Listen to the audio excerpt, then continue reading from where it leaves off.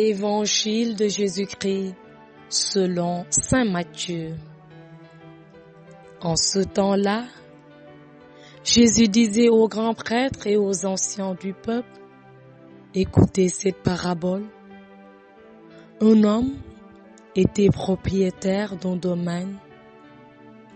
Il planta une vigne, l'entoura d'une clôture, y creusa un pressoir et bâtit une tour de garde. Puis, il loua cette vigne à des vignerons et partit en voyage. Quand arriva le temps des fruits, il envoya ses serviteurs auprès des vignerons pour se faire remettre le produit de sa vigne.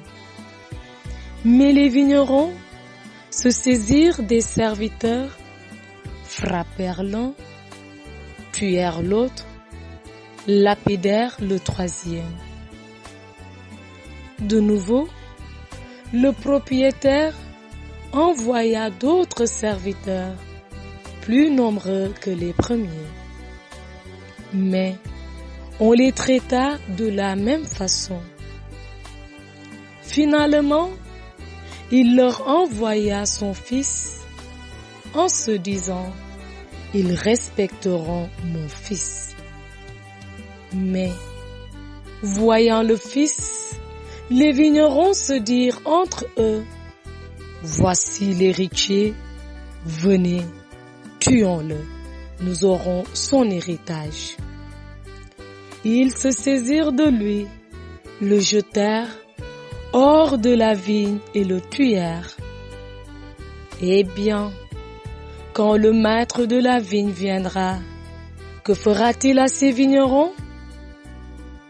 On lui répond, ces misérables, il les fera périr misérablement.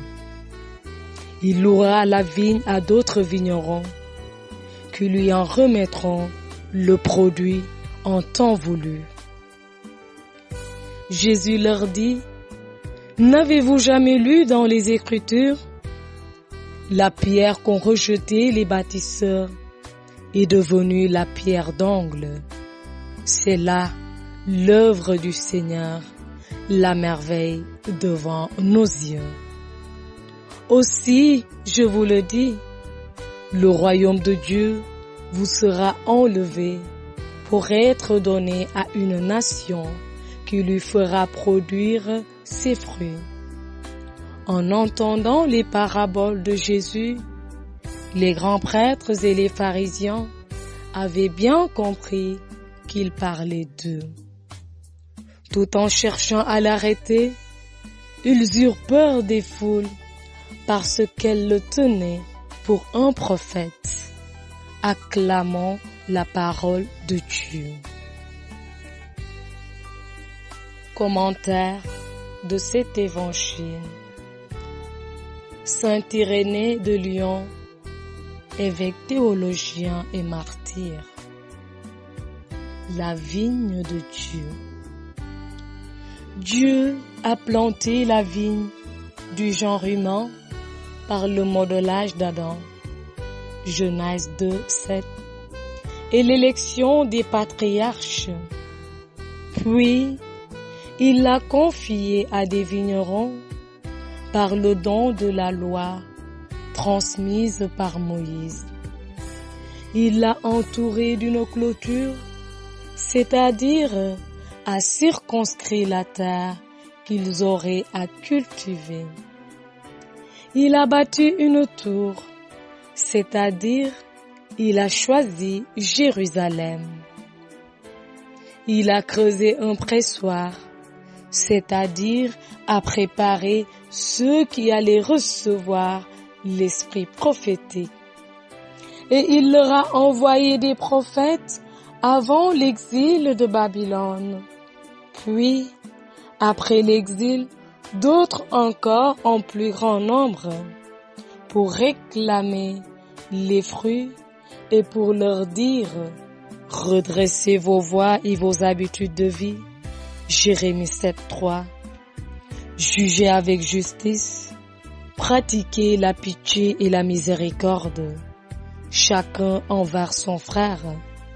N'opprimez pas la veuve et l'orphelin, l'étranger et le pauvre, et que personne d'entre vous ne rumine dans son cœur le souvenir de la méchanceté de son frère. Zacharie 7, 9 à 10. Lavez-vous, purifiez-vous, ôtez la malice de vos cœurs. Apprenez à faire le bien, recherchez la justice, sauvez celui qui souffre l'injustice. Isaïe 1, 16 à 17.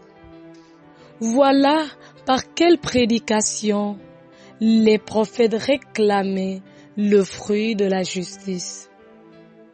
Mais comme ces gens demeuraient incrédules, il leur a envoyé finalement son Fils, notre Seigneur Jésus-Christ, que ces mauvais vignerons ont tué et jeté hors de la vigne. C'est pourquoi Dieu l'a confié, non plus circonscrite, mais étendue au monde entier, à d'autres vignerons, pour qu'ils lui en remettant les fruits en leur temps. La tour de l'élection se dresse partout dans son éclat, car partout resplendit l'Église, partout aussi est creusé le pressoir, car partout sont ceux qui reçoivent l'Esprit de Dieu. C'est pourquoi le Seigneur disait à ses disciples, pour faire de nous de bons ouvriers, tenez-vous sur vos gardes et veillez en tout temps, de crainte que vos cœurs ne s'alourdissent dans la débauche, l'ivrognerie et les soucis de la vie. Luc 21, 34, 36. Restez en tenue de service et gardez vos lampes allumées. Soyez semblables à des gens qui attendent leur maître. Luc 12, 35.